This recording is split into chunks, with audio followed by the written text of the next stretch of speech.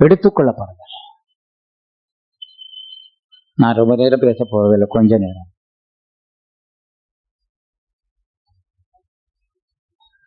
முதல்ல வேதத்தில் எடுத்துக்கொள்ளப்பட்ட மனுஷன் யார்? ஏனோக். சொல்லுங்க, யாரு? ஏனோக். அவன்கிட்ட காணப்பட்ட விசேஷமான சுபாவம், தேவனோடு சஞ்சரித்தான். சொல்லுங்க, யாரோடு சஞ்சரித்தான்? தேவனோடு. தேவனோடு சஞ்சரித்தான்.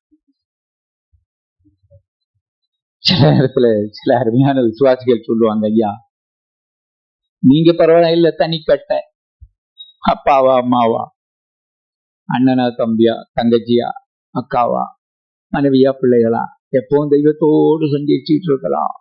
ஆனா நாங்க பாருங்க, இந்த பிள்ளைகளோட குட்டிகளோட குடும்பத்தோட வேலை ஸ்தலத்துல போக்குமிடத்துல நாங்க எவ்வளவு பிரச்சனை. தெய்வத்தோடு சஞ்சரிக்க முடியுமா?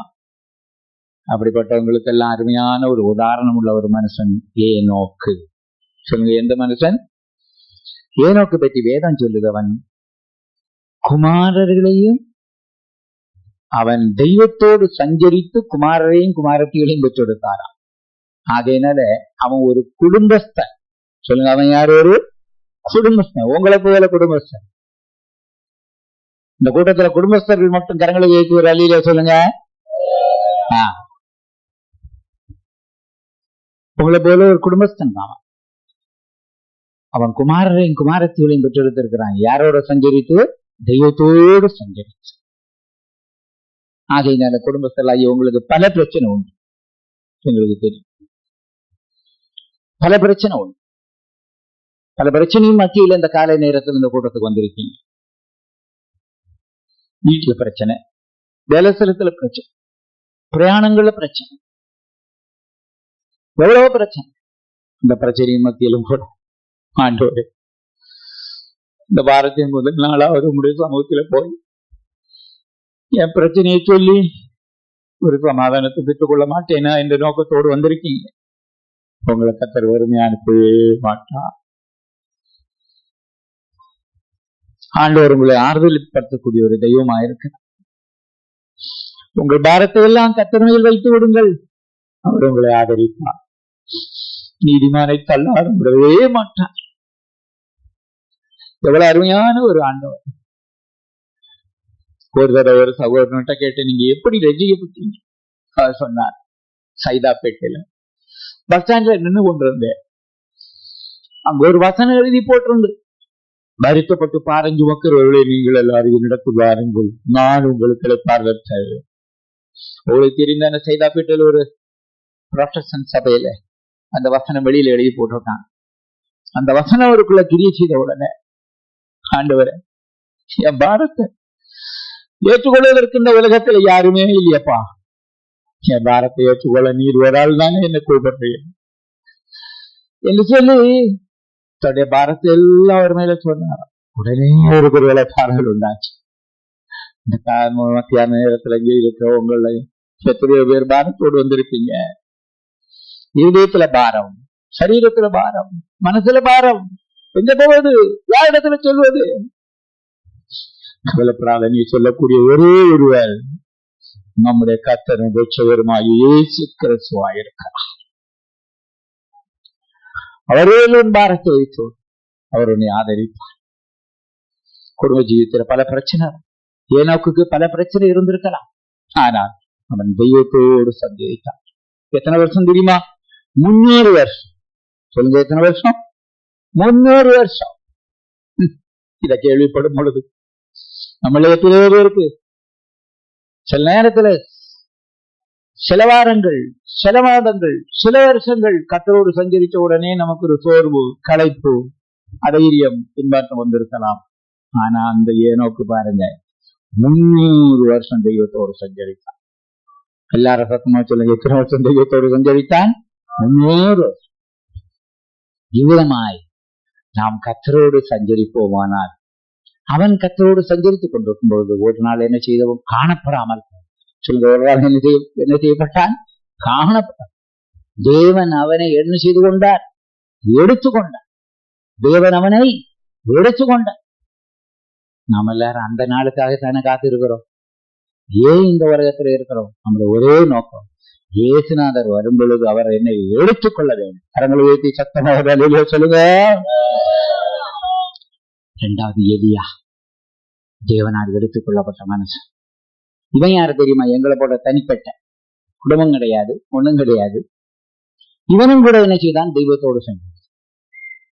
அவனுக்கு இருந்த விசுவாசம், அவனுக்கு இருந்த பரிசுத்தம், அவன் கர்த்தரோடு காணப்பட்டான். சில பலவீனம் அவனுக்குள்ள இருந்தது. ஆனாலும் கூட அவனுடைய ஒரே நோக்கம், என்னை எடுத்துக் கொள்ளுவான். எப்படியாவது கர்த்தர் எடுத்துக்கொள்ள வேண்டும் என்று அவன் விரும்பினான். அவனுடைய விசுவாசம் வீண் போகவில்லை. கர்த்தருடைய விசுவாசத்தை கனம் பண்ணினா. விசுவாச வீரன் ஆச்சு அவன். விசுவாச வீரன், சாதாரண ஆள் இல்ல. கர்த்தர் வந்துட்டு சொல்றாரு, சரியா கேரி தாற்றண்டையில போய் ஒழித்திரு, நான் உனக்கு அப்பவும் இறைச்சியும் தெரியும்படியா தரும்படியா யாருக்கு கட்டளையிட்டேன்? காகங்கள். விசுவாசம் வருமா?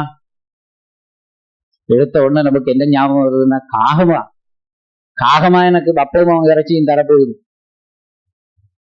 சின்ன வயசுல இருந்தே நான் படிச்ச கதையெல்லாம் காகங்கள் வந்து கொடுத்ததா இல்லை, எடுத்ததா தான் தரும். அப்படிதானே? சின்ன பிள்ளைகள் சொல்லுங்க, பாட்டி சொல்லி தந்துப்பாங்கல்ல, காக்கா என்னாச்சு, காக்கா என்னாச்சு, வரையடிச்சிட்டு போயிடுச்சு. அது அந்த காலத்து காக்கா மட்டுமல்ல, எந்த காலத்து காக்கா அப்படிதான். இதனால மலேசியாவில காக்காவே சேர்க்க மாட்டேங்கிறான். ஒரு காக்கா வந்தாலும் துரத்தி வச்சிருக்காங்க. இவனுடைய புத்தி இங்கு. காகத்துக்கு நல்ல சுபாவம் இருக்கு, இப்படிப்பட்ட சுபாவம் இருக்கு. அப்போ அப்படிப்பட்ட ஒரு காகத்தை கர்த்தர் சுபாவத்தை மாற்றி இந்த எலியாவுக்கு கொடுக்கும்படி கட்டளை விட்டார். அப்பவும் இறைச்சியும் கொண்டு போய் கொடு. அது ஒழுங்கா கொண்டு வந்து கொடுக்கும். யாருக்கு? ஒழித்து இருக்கிற அந்த எலியாவும். எலியா ஒழித்திருந்தா சரியா கொண்டு வந்து அது கொடுக்கும். அப்ப காகம் கொண்டு வந்து கொடுக்கும்னு சொல்லக்கூடிய விசுவாசம் அந்த எலியாவுக்கு இருந்தது. ஆகையினால் எலியா சாதாரண ஆள் அல்ல, நல்ல ஒரு விசுவாச வீரன். அந்த எலியாவுக்கு விசுவாசத்தை கொடுத்த தேவனை எல்லாரும் கரங்களை வைத்து ஒரு அல்லேலூயா சொல்லுவ. நீங்களும் விசுவாச வீரர்களா இருந்தால் உங்களுக்கு தேவையானவற்றை கர்த்தர் உங்களை தேடி கொண்டு வரும்படி கர்த்தர் எதையாவது ஒரு ஒழுங்கு செய்வார். கரங்களை வைத்து ஒரு அல்லேலூயா சொல்லுவ. நீங்க விசுவாசத்தில் இருங்க, உங்களுக்கு தேவையானதை கர்த்தர் தருவார். வேலை செய்யற மக்களே, விசுவாசத்தில் இருங்க, கர்த்தர் உங்களுக்கு உதவி செய்வார். வேலை இல்லாத மக்களே, கர்த்தர் யாரை கொண்டாவது உதவி செய்வார், யார் மூலமாவது உதவி செய்வார். ஏதாவது ஒரு காகத்தை அனுப்புவார். கொடுக்காத மக்களும் கொடுக்கும்படி கர்த்தர் மனதை மாற்றுவார். உங்களுடைய தெய்வத்துடைய வேலை என்ன? கொடுக்காத மக்களை என்ன செய்ய செய்வார்? கொடுக்கும்படி செய்வார். எலியா விசுவாச வீரர். அப்படிப்பட்ட எலியாவோ விசுவாசத்துலதான் அவன் என்ன செய்தான்? முன்னேறி கொண்டே இருந்தான். அவனுக்கு இருந்த விசுவாசம். இப்படி கர்த்தர் மேல நம்ம விசுவாசம் வைத்துக் கொண்டே இருப்போமானால் கட்டாயம் ஒரு நாள் என்னை தேவன் என்ன செய்வார்? எடுத்துக் கொள்வார். அவனுடைய விசுவாசம் வீண் போகவில்லை. ஒரு நாள் என்ன நடந்தது? பிரியமானவர்களே, பல்லவத்திலிருந்து அக்கினி ரதங்கள் வந்து எலியா அவன் இந்த உலகத்தை விட்டு எடுத்துக் கொள்ளப்பட்டான். கரங்களை வைத்து சத்தமாக ஒரு அல்லேலூயா சத்தமாக சொல்லிடுங்க. ஆகையினால விசுவாசம் இருக்குமானால் கர்த்தர் எடுத்துக்கொள்வார்.